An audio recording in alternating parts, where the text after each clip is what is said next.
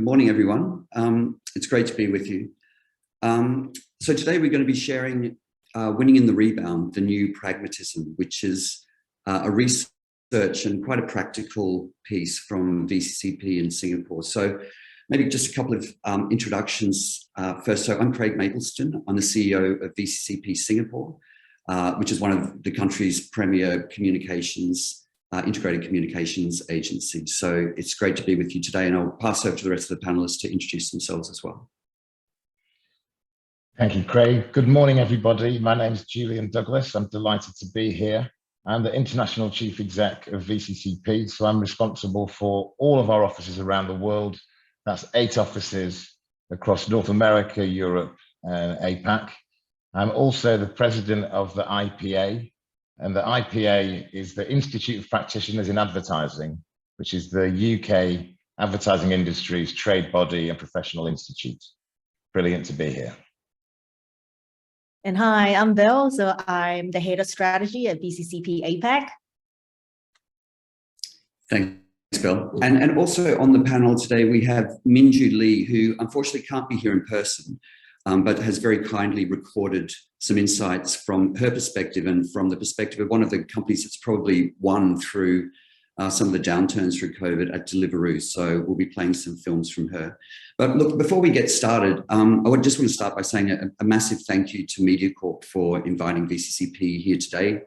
This has been a program that's been running over 2 years now, the Executive Insights, and it's a fabulous platform for sharing, some of the trends, thought pieces, and sort of really practical sort of knowledge that I hope we can share with you today and you can take away. Also, a big thank to AAMS, who is the advertising and marketing body for Singapore, who worked tirelessly in bringing Singapore to the forefront of the industry as the real sort of gold standard for the marketing industry in the region.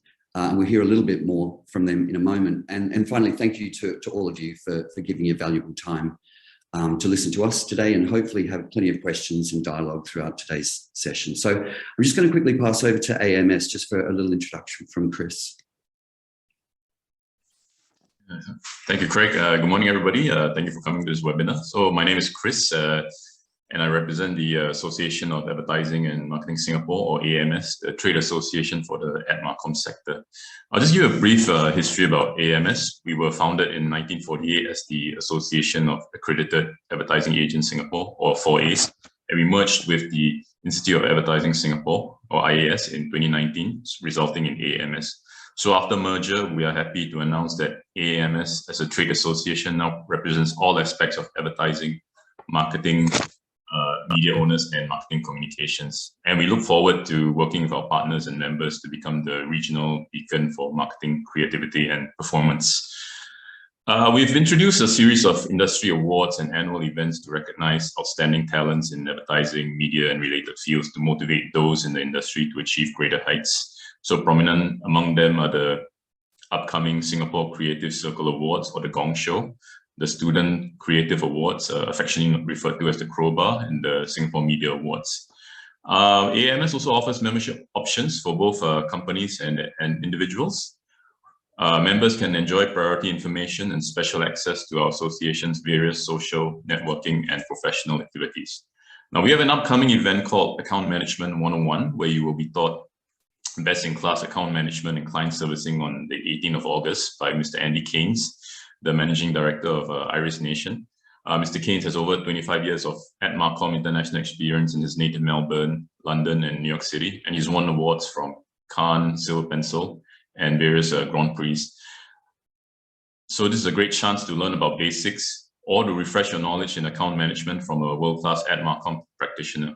The event will be held at Iris Nation, the offices of Iris Nation at the Far East Square on the 18th of August, Thursday, at 9 a.m. AAMS members can enjoy a special price if you register for this event. So contact us for more information at our website, or you can email me. My email is my Zoom handle that you can see on screen now. So this is just one of many ways in which AAMS helps to service the ad marcom industry. In talent development, we also run programs that will help companies and ad marcom practitioners at all levels, even for companies and employees who wish to jump into the digital marketing sector. I'll be talking about these programs later, especially one which we've just revamped and we're very excited to share about. Now let's all find out from our roster of great guest speakers on how your companies can craft winning strategies as we rebound from uncertainty back into prosperity. So back to you, Craig. All right, thanks very much, Chris. And please do stay to the end of today's presentation because you'll hear a little bit more about some of the training programs and some of the initiatives from Workforce Singapore as well at the end of today's presentation. So look, moving ahead, winning in the rebound, the new pragmatism. So this is a research piece that has been put together by VCCP, and as I mentioned earlier, with some really kind of practical applications for brands big and small in Singapore. We've got about 30 to 40 minutes of content to share with you today. There'll be plenty of opportunity to post your questions so that we can respond to those, but you can see my email address at the bottom of the screen there if you have any follow-up questions or you'd like to dig a bit deeper into the findings that we share with you today. So I'll start with the very obvious. We live in a pretty volatile world, and as you can see here on the screen, that the latest I guess disruption through coronavirus has put more than 90% of economies into technical recession. Now, as I'm sure you know, that means 2 consecutive quarters of GDP decline, and so there is a real sort of challenge for all of us. I've lived in Singapore for now, I think I'm in my 22nd year in the country, and it's obviously it's been a fantastic ride. And I suppose one of the big things that keeps me here is the resilience of the country to rebound, to get through challenges that are being thrown at the country. We've seen the back end of the Asia financial crisis, SARS, the global financial crisis, and now COVID. And Singapore seems to have this resilience and this determination to really take on whatever gets thrown at us and to dig our way out of any holes that emerge. And I think that's a really important part of today's presentation is what's going to change this time? Will we take the same sort of approaches to digging our way out of trouble as we have in the past, or will it be different? And so the research that we have, that Belynda and Dougie will share with you today, really dives into the psyche of Singapore. What is it that's inherent in our psyche, and what is it that has moved in our attitudes and behaviours that enables us to get through the latest challenges? And how can you as marketers or as business and brand owners take best advantage of these emerging trends? So the things that you'll take away today is what are those shifts in the attitudes and behaviours through the pandemic, and how does that compare to the past? We've also taken an approach of segmenting our audiences. Now, many brands have a segmentation model, but we think most of them will be outdated if they don't overlay with the impact of COVID. So how can we segment our consumers so we can be quite focused and quite targeted in the strategies that we have towards them? We'll look into brands big and small in Singapore and a little bit further abroad in Southeast Asia that are successfully understanding these emerging segments and successfully leveraging their marketing strategies for success. And then finally, the real practical takeaways. How can you flex your marketing strategies to better connect with your customers? So before we go too deeply into this, Doug is just going to give a bit of a background as to why we've done this study. Thank you, Craig. So we are VCCP, and we're the Challenger Agency for Challenger Brands. And that's why we've embarked on this study, because we believe that challenging times, and these are challenging times, require a challenger mindset. And whether you're a multinational corporation or a small to medium-sized enterprise working in one market, in order to win, you need to identify and exploit opportunities before your competition does. At VCP, we're a strategy-first company. So we transform the fortunes of our clients by fusing breakthrough creativity and the power of technology with the enduring principles of brand building. Now, COVID has illuminated key differences in society and demonstrates our varied responses to stress and financial instability. And for our brands to perform well and win, as we rebound, we need to really understand how better than our competition, how the population's thinking, feeling, and acting. And that's what this study, it's a living study from VCCP's all about. It's really about tracking how people navigate through fluid times. So back in early 2021, in the UK, we were 12 months into the pandemic, concerns for the future were high, and people had made fundamental changes to their lives. And similarly, our clients' marketing budgets were under pressure. Every cent counted more than ever before. So at VCCP, we sought to understand how the UK was feeling, how the challenges brought about by the pandemic might shape behaviour as the world opened up again, and what opportunities is presented for our clients. And we wanted to look beyond just the short-term financial and lifestyle changes from furlough, loss of employment, working from home, to dig deeper and really understand how the pandemic and lockdown had changed our perceptions of the world, how we're shaping our long-term plans for our families, for ourselves, and our fear about the sustainability of life as we knew it in the UK. And I guess as the rest of the world now follows the UK out of lockdown, we've extended this research methodology to other markets to understand the similarities and differences. So back at that time, there's a lot of talk about revenge spenders. So those who had money saved up, burning a hole in the pocket, who were desperate to spend, and also those people who were really hard pressed, financially hard pressed and more cautious.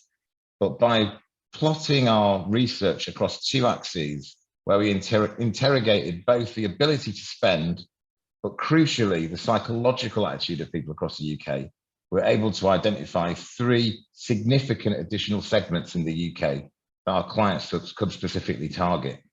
And you can see them there. So in addition to the revenge spenders and the recoverers, we found rationers, resetters, and rewarders. And sizing these 5 segments allowed us to take a much more targeted approach, where we could focus our client squeeze resources for marketing as we moved into recovery mode. So this study is a planning tool. So it's used to really understand the market, gain insight, and drive targeting. And here are a few examples of how our clients in London use these segments. So conversations with the Cadbury team, this was about emphasizing the role of small rewards in uncertain times. For New Day, a financial services company who specialize in credit products, we target 2 of the identified segments. We went after the rationers, who wanted to manage their money more carefully, and also rewarders with their buy now, pay later mindset. Benson's, which is a bed company, there we really tackled rationers, revenge spenders, and rewarders, who all wanted to invest in their homes. But it's about creating safe spaces for limited social lives, for enhancing family time, and for making life more bearable in the face of uncertainty.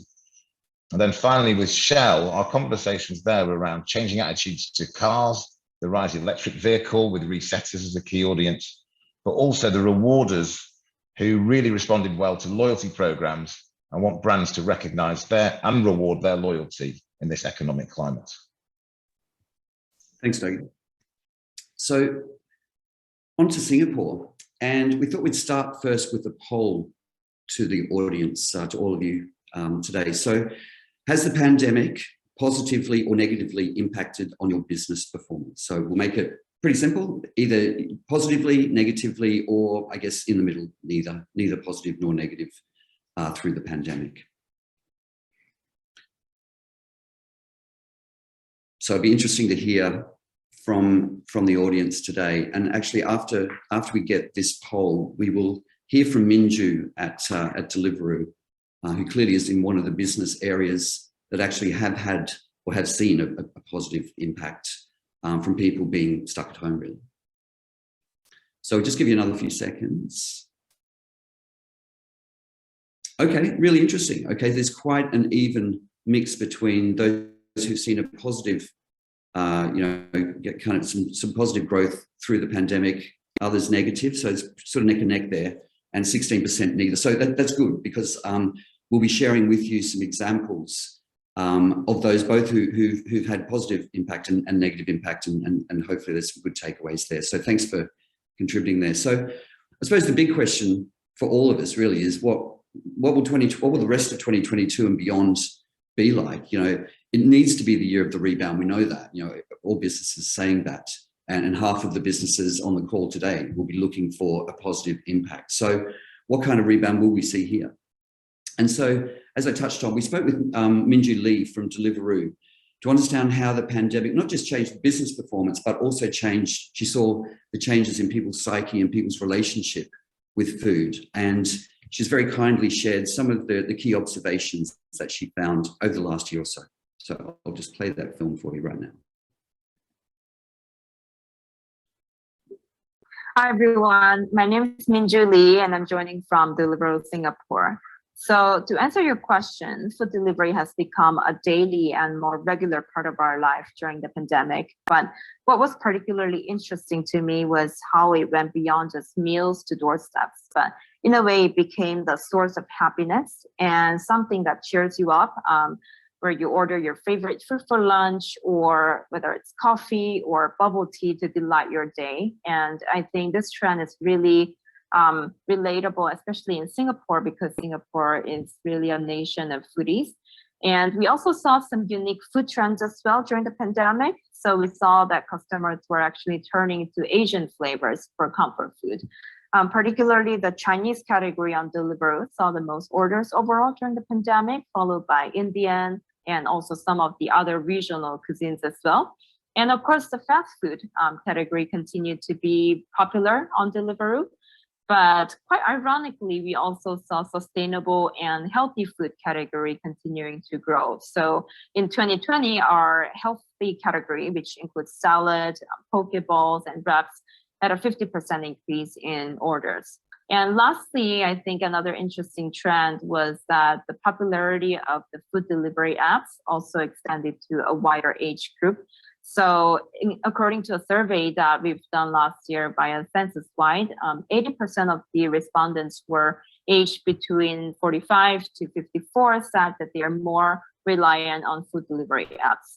So to sum it up, I guess there were just a lot of interesting insights in various areas that reflected consumers' lifestyle and mindset change during the pandemic. And to witness that and to be part of the evolving journey has been really interesting and meaningful personally. So thank you, Minjoo, for those insights and what Rebound might look like for Deliveroo. So coming back to the Singapore story, right? So I think history has really shown that, Singapore has a pretty consistent way of how it responds to major disruptions. And, our independence, our resilience, if you hit the next slide, our can-do attitude, uncertainty avoidance. So all these are all part of our unique set of values that have guided, our response to crisis in the past. Right. And so because of that, right, for the longest time, we've also become synonymous with pragmatism and also seen as, super practical people, right? We're very realistic, we're efficient, we get things done. We're always seen as safe but boring, don't know how to have fun, right? But on the next slide, you'll see that, over time, we've been seeing shifts, right, from a very practical hard C's to, softer C's like, community, caring, connection, etc.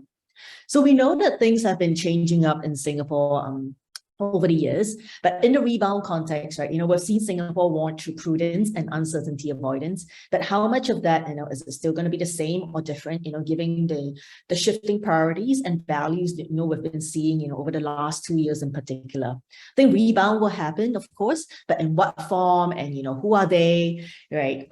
So we did our own study to kind of identify who those segments are, how big are they and what can we do with them moving forward. But before we go into the segments, here's a quick overview of the methodology behind the study. So the main tool that we use is Global Web Index, because it is an industry standard tool to kind of build attitudinal audiences and also have a consistent cross-market view of our audiences as well. And we built on that with secondary insights across local market surveys, Google Insight Finder, and other related external reports as well. So let's meet the Singapore segments, right? What kind of segments would we be seeing? Which ones are the biggest ones? Which ones have grown or shrunk over the past 2 years? So we've identified 5 segments in Singapore and kind of sized up the opportunity for each one of them. So we'll head straight into the first one, the revenge spenders. So obviously this one is the most attractive, because it's the one with lots of spare cash, right? Making up for our lost year, doubling down, especially now that markets are starting to open up. So this is actually the second biggest segment in Singapore. So revenge spenders are made up of mostly families who are still doing well financially. They felt the least impact actually, right? So they're still holding on to their jobs, current lifestyles, except for the fact that they can't travel. So hence you have this pent up feeling, right? Looking for a release or some form of escape, and they're armed with this mindset that, this is the time to make up for the lost years, right? So let's do it while we still can. So some of their top purchases in general include like spa and experience day out, but also planning on purchasing like travel tickets, health and car insurance, smart wearable devices as well. But travel purchases in particular is the thing that has grown over time with this segment. And on to the next segment, which is what we call the rewarders. So this is what we call the lives optimists. So a group that clearly demonstrates that the lack of money is no indicator of lack of desire to spend, right? They want to make life post-lockdown, as enjoyable as possible. So this group is mainly made up of younger adults, who are still living with their parents. So 44% of them, I think, still live with their parents, right? So think of them also as a bit of a side gig hustler. So they're always looking for ways to maximize their income, like, for example, through crypto investments as well. So mindset-wise, they're similar to the revenge spenders where, it's really about making up for lost time, right? You only have one life, they want to enjoy it. The difference is that revenge spenders actually have the spending power whilst the rewarders don't, right? But it doesn't mean that they still can't seek out, everyday treats or small rewards that will improve the everyday. So some purchasers which grew with this segment include like little tech toys, like headphones or tablets, funnily enough, pet insurance, right? Exercise equipment and garden furniture. But what they're looking for from brands are rewards and ways to kind of stretch those positive moments and dollars, right? Kind of like those buy now, pay later kind of assistance. Right. And on to the next segment, the third one. So that is the largest segment here in Singapore, which is what we call the rationals. So these are the ones, who will be taking on a much more, steady as we go kind of approach. Right. So geographically and psychologically, the rationals are very much middle of the way and quite likely, what's known to us as our sandwich generation. So married to the children, they're busy with work and family, managing older parents. So more stringent about following guidelines and really want to see brands retain a responsible approach to safety and community. So they're cautious and careful, more so than the previous two segments that are seen.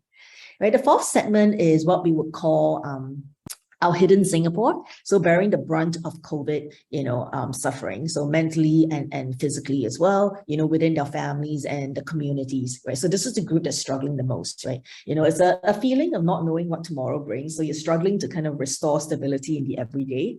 So these people are already unemployed or, had a loss of stable income due to the pandemic. So the profiles tend to be a bit mixed with singles, divorced, or living with parents. But what they do have in common, right, is the whole embattled mindset. So you're living on like day-to-day, week-to-week basis. So kind of really desperate to restore some sense of stability back into their lives. And then we have our last segment here, which is what we call the reliables. So this is the smallest and youngest of all the segments. So where the mindset is really about choosing well. So what do we mean by that, right? Choosing well. So buying is actually more considered and purposeful, right? Sustainability here plays a key role. If you hit on the next slide. So they look at purchasing, like quality products, right? Expecting, authenticity and transparency from brands. And they also rank higher when it comes to staying loyal to brands, right? So they tend to be more skewed towards the Gen Zs. So this kind of sums up quite quickly, what our five segments are, right? So we saw the revenge spenders, we saw the rewarders, the rationals, the recovering, and the reliables. But what do we learn from monitoring them over the last 2 years? I think that's the important bit, right? So in early 2020, likewise everywhere else, right? So Singapore kind of skewed towards, on the next slide, right, towards the more cautious segments. So leading with the rationals that are coming in, I think this was around 1.7 million of the population. Right? And then the recovering segment at around 819K, which is about 20 to 30% of the population around there, right? Followed by your revenge spenders at about 650,000. Right. And I think, over the last 2 years, so we really kept a close eye to kind of what's grown and, what's been on the down, and I think, we would like to hear from the floor, actually, which segment do you think has kind of grown over the last 2 years? Before we show down. So thanks, Bel. So, I think you'll see you'll see a survey up on the screen now. So of these 5 segments that we have identified, and we've been looking at this segment over the last couple of years, which one segment do you think has grown the most since the beginning of the pandemic? So revenge spenders, the ones with disposable income who are chomping at the bit to get out there and spend, rewarders who are looking for some of the small small rewards in life. The rationers, which is very much the pragmatists of the country who are really looking to, I guess, just sort of hold on and wait for things to get better. The recovering, which is very much the hidden generation, hidden Singapore that Belle spoke about, who really are living hand to mouth, or the reliables, those who are looking to make more considered purchases. Okay, well, that's pretty conclusive. Belle, I think I'll pass it back to you. I think we've seen 48% say revenge spenders is the segment that has grown the most. So you can reveal. Well, I guess everyone's right. So revenge spenders definitely did grow the most, right? So while we still see a general skew towards a more hesitant population because the rationals are still leading at the top, right? But what stood out is what we would think, the rise of the optimists, which is really the revenge spenders and the rewarders who, who can't wait to get out and make life post-lockdown as enjoyable as possible. So, and I think this optimism and carefreeness, that we're seeing, right, is also something that we see in other reports as well. So on the next slide, like a Statista global survey also shows Singaporeans actually prioritizing relationships and enjoyment more so than others in Asia.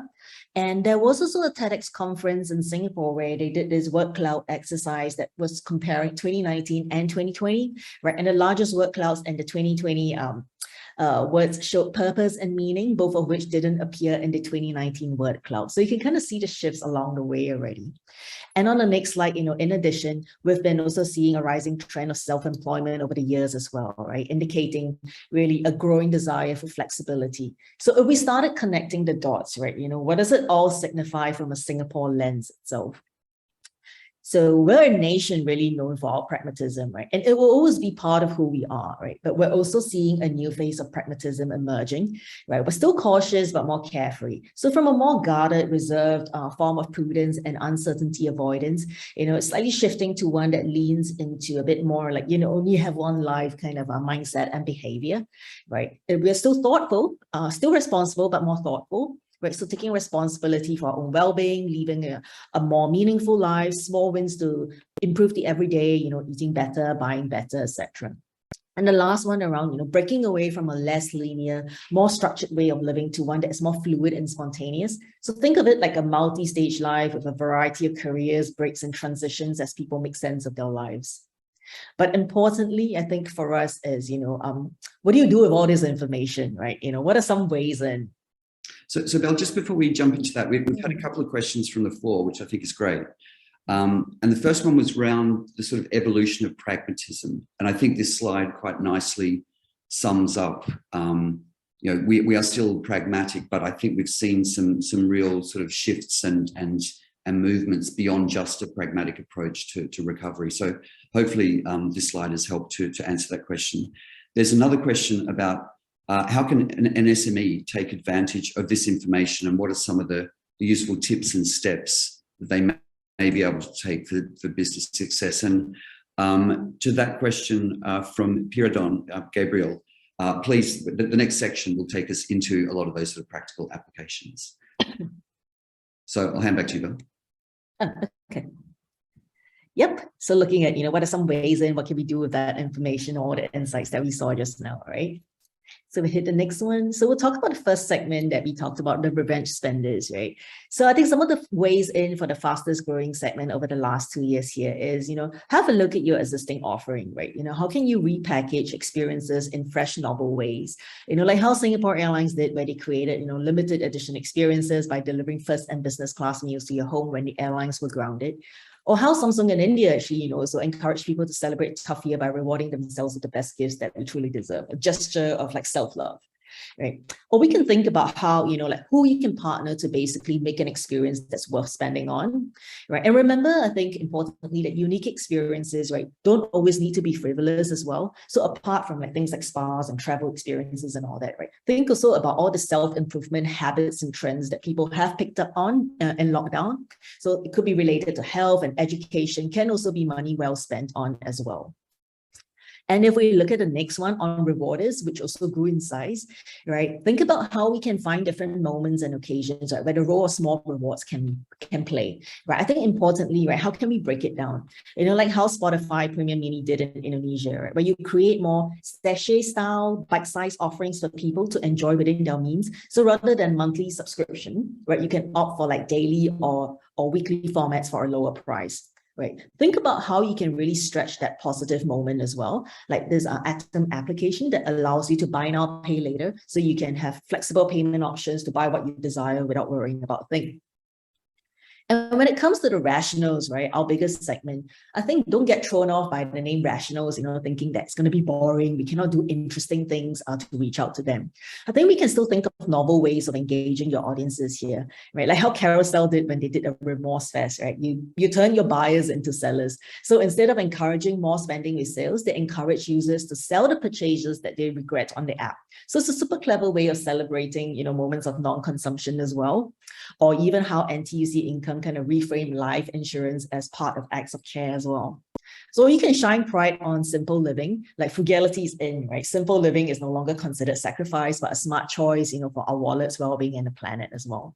And I think my personal favorite is really how can we celebrate boring, right? I think in particular when it comes to finance related, like risk taking is over-glorified when it comes to investing, right? How can you make slow and steady desirable as well, right? Can you be the brand that champions the safe and the sensible?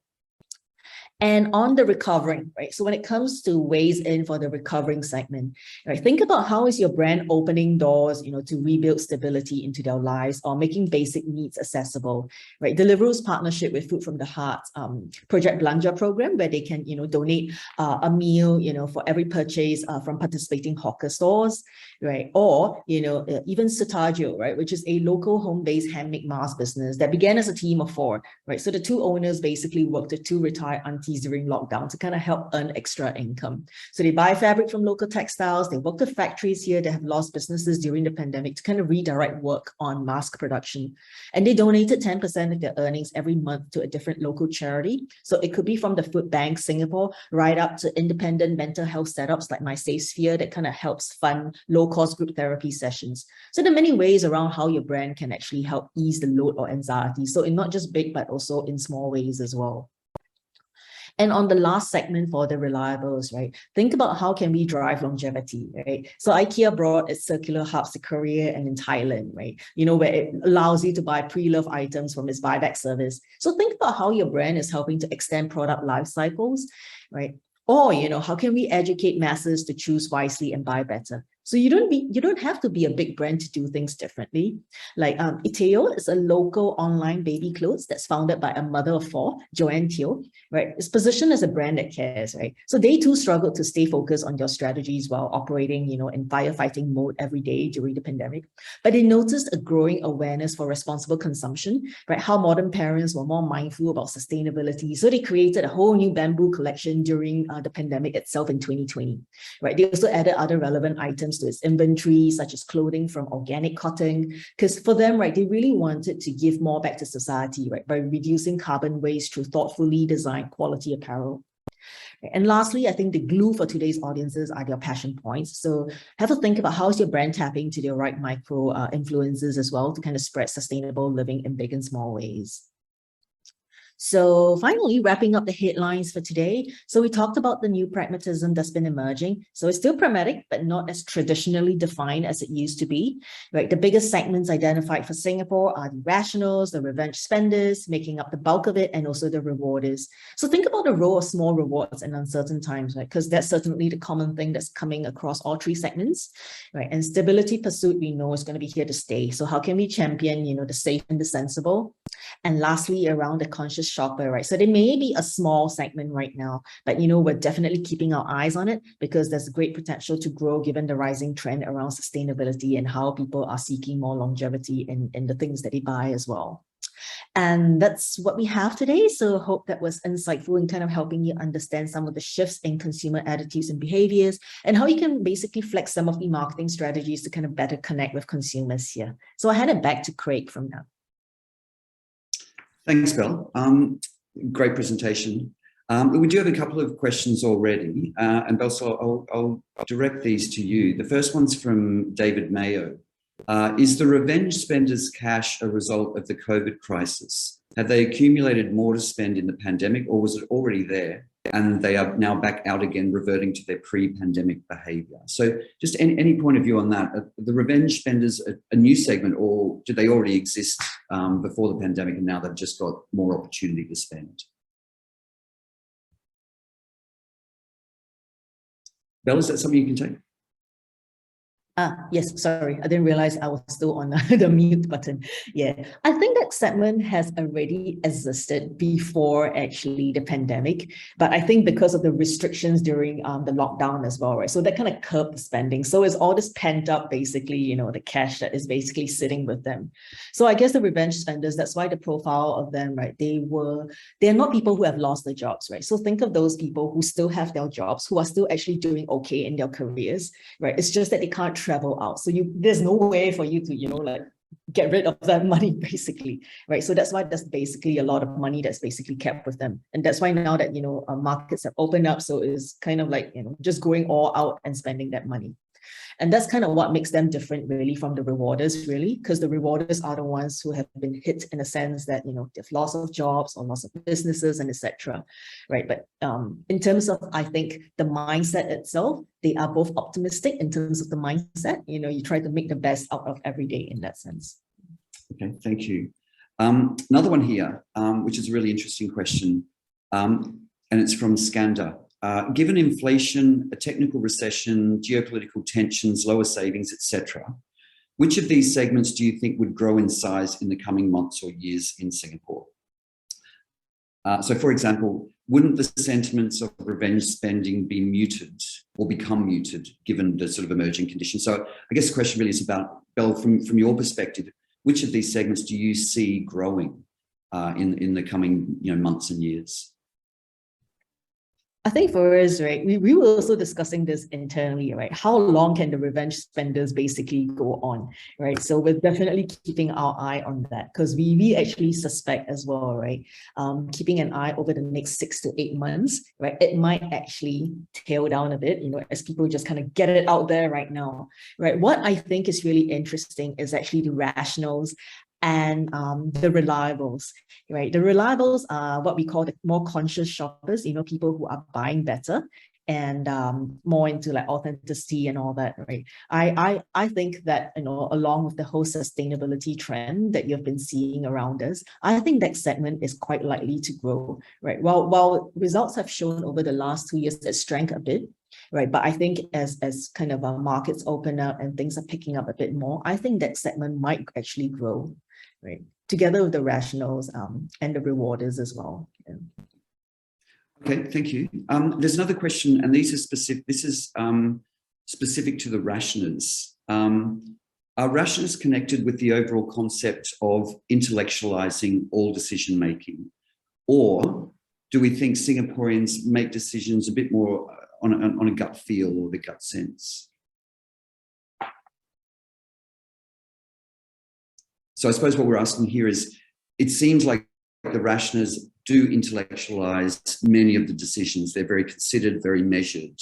But are we seeing that Singaporeans are starting to make a little bit more gut feel sort of decisions rather than that, I guess, the traditional pragmatic approach that we'd seen in the past? Yeah, I think for the rationals, it's probably a bit more of the traditional side, right? But I think for the rewarders and the revenge spenders, and even to some extent, I think the reliables, right? You start seeing actually the more kind of a carefree without being careless kind of mindset that's actually growing with them. Okay, thank you. We've got another couple of minutes for a question or two. Maybe, Doug, it might be interesting to hear from you just in terms of the findings that we've got here in Singapore and how, you know, that might surprise you, I suppose, having seen the results from the UK. It's quite interesting seeing the different scale of the segments. So I think at the polls, you see very similar behaviours in the revenge spenders and those people who do have disposable income, and even, you know, to the question going into recession everywhere, there are still winners as well as losers in those periods. So, you know, we do expect to still see a hardcore of people who are relatively unaffected by it at the upper end of financial ability. Worryingly, there will be those in what we're calling recovering, but perhaps they're more retreating, really, where there is anxiety, caution, and lack of available funds. I think the biggest difference I see from the UK to this market is that rationers group.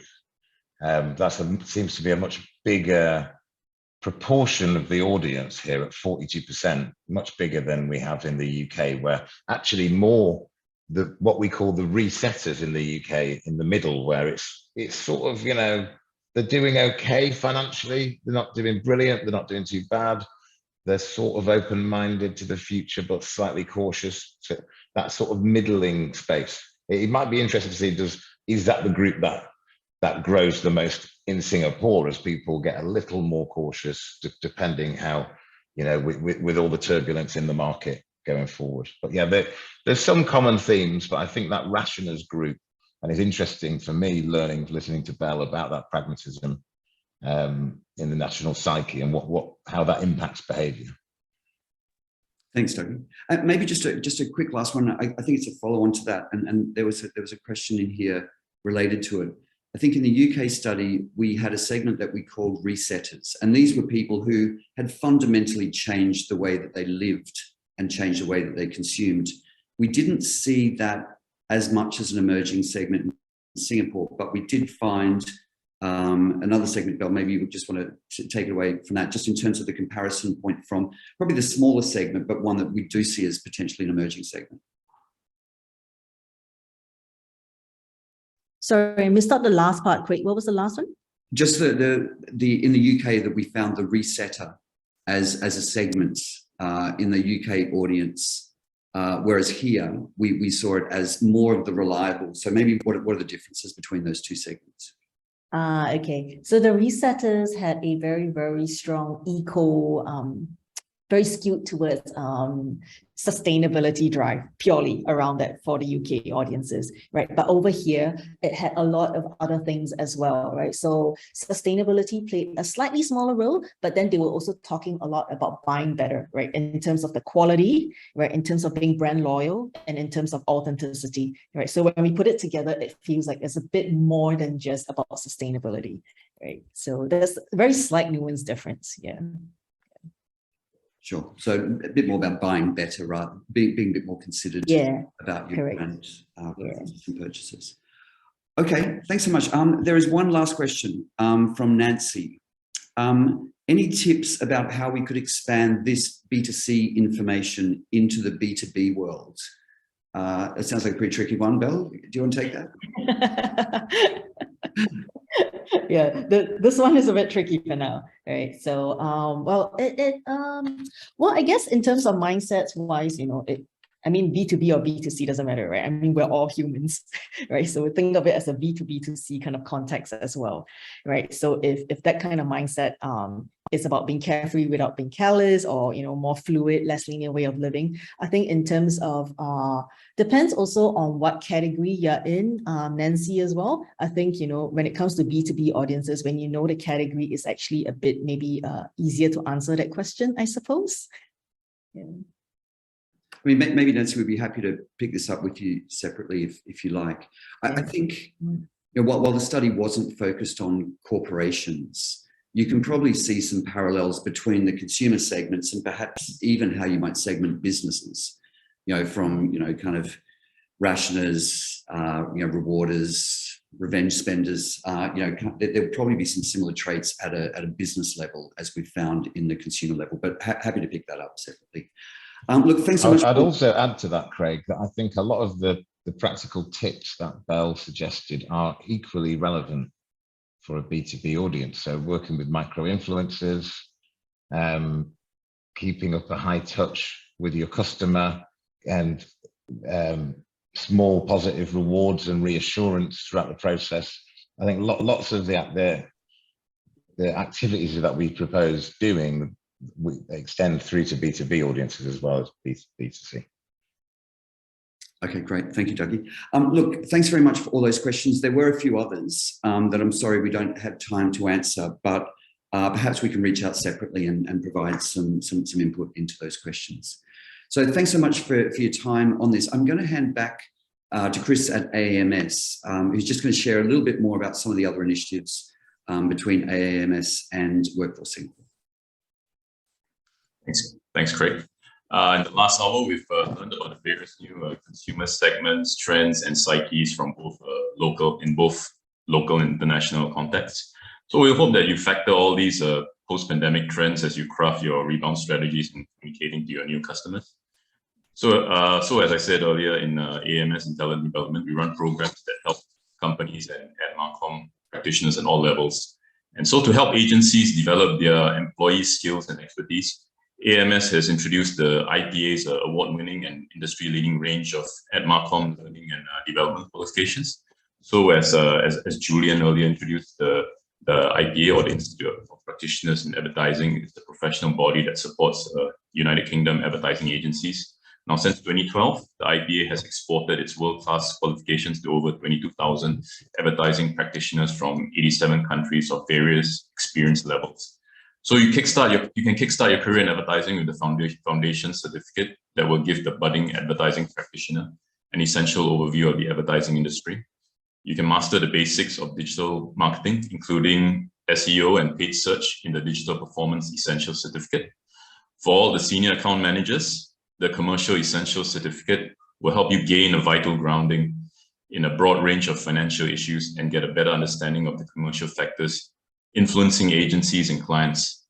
Our qualifications in efficiency, diversity, and inclusion can inspire young advertising professionals with a sense of purpose. For mid-level practitioners, our advanced level qualifications will help you kick down the doors to the C-suite. Our IPA qualifications are conducted online by experienced industry practitioners.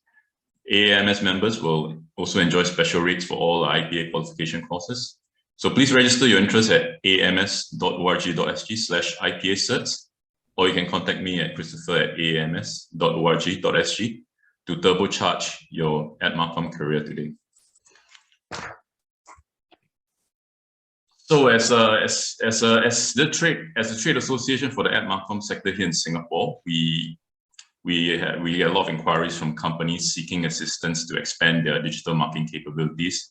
Now, as I alluded to earlier, in talent development, we run programs to help companies and employees who have no prior experience to kickstart their journey in the digital marketing capability. Now, since 2017, AAMS, with support from Workforce Singapore, or WSG, has been running one of our lodestone programs, our career conversion programs, to encourage companies, be they MNCs or SMEs, to hire mid-career professionals with no prior digital marketing experience, and also to help said mid-career professionals to reskill for their new digital advertising and marketing job roles. Now, AAMS, we've just reviewed and revamped the CCP format based on participating companies' feedback. And we're very excited to introduce the new work-based on-the-job training, or OJT-centric CCP model. We have a special guest from WSG, Workforce Singapore. She's Ms. Miyabi Lim, Senior Manager in the Creative and Professional Services Division, Workforce Singapore and WSG. So Miyabi, over to you. Hi, thank you, Chris. Hi, I'm Miyabi from Workforce Singapore, WSG in short. We are actually the state board under the Ministry of Manpower, MOM. We oversee the transformations of the local workforce industry to meet ongoing economic challenges. And we understand the difficulties to attract marketing talents and to retain the staff. Hence, the Career Conversion Program, in short CCP, which we worked with AAMS since 2017, was developed to support the company in addressing two manpower needs. The first need is talent attractions, and the second one is staff retentions. This Career Conversion Program, CCP, for digital advertising and marketing professionals, trains and convert new hires from traditional to in-demand digital marketing skills. Salary support of up to 90% over 6 months will be provided to the companies. Since 2017, more than 34,000 locals were placed in the CCP. About 90% of the new hires who have undergone the program remains with the CCP company. Over the years, we received feedback on the program and made some changes to the programs. The programs, which is the CCP for Digital Advertising and Marketing Professionals with AAMS, was soft launched on 11th of August this month, which is next week, before the official enrollment starts on 15 August 2022. Hence, we are inviting you to sign up for the soft launch using the QR code provided on the slide here. Thank you, Chris. Over to you. Thanks, Miyabi.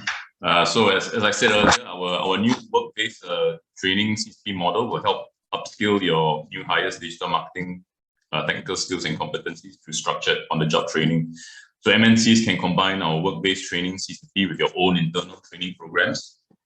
And SMEs can tailor our work-based training CCP with CET or SSG approved courses through SkillsFuture. So the versatility of our new CCP model ensures that your new digital marketing hires will spend less time in the classroom and more time refining their technical skills and competencies on the job. So as I said earlier, so as Miyabi said earlier, you can please register your interest to the QR code on the screen, or you can email me at christopher@aams.org.sg. So we hope to see you at the webinar on August 11th, which is next Thursday. And thank you all for your time. So Craig, back to you. Thank you. Thanks, Chris. Thanks, everyone. Look, I mean, it's been a great session. I really appreciate all the involvement and questions that we've got. As I touched on, we probably didn't have time to answer all of them. So we'll go through the questions that have been posed and see how we can get back to you with responses. But thanks again to Mediacorp for giving us the opportunity to share with you all. Thanks to AAMS as well. And thanks to all of you for giving your time today. Hopefully it was valuable in understanding a little bit more about how we believe Singapore is going to rebound from the current climate. So have a great day and hope to see you again soon. Bye-bye.